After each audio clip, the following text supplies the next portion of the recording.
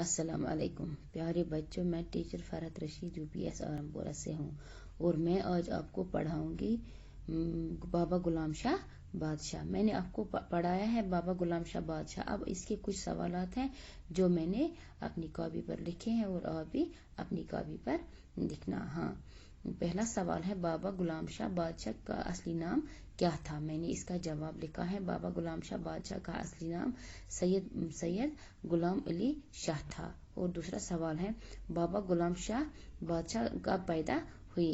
मैंने इसका जवाब लिखा है बाबा गुलाम शाह बादशाह 1733 ईस्वी में पैदा हुए। फिर है बाबा गुलाम शाह किस सन में शादरा शरीफ पहुंचे।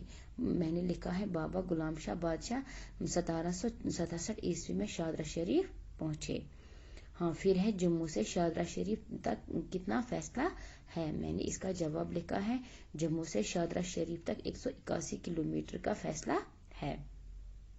फिर है बाबा गुलाम शाह बादशाह के नाम पर यूनिवर्सिटी किस जगह कायम हुई है, किस जगह बनाई गई है।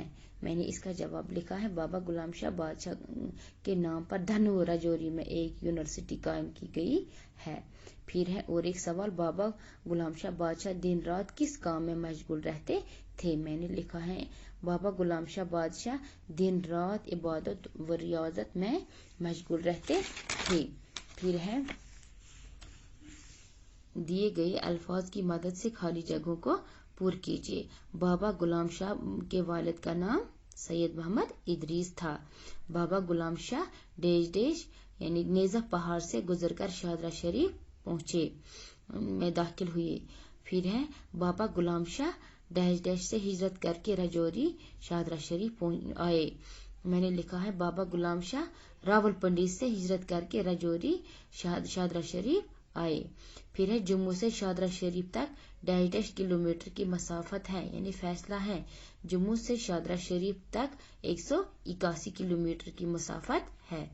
जियारत शादरा शरीफ रियासत जम्मू कश्मीर के डैश जिले में वाक़ा है। कहाँ वाक़ा है? राजौरी जिला में वाक़ा है।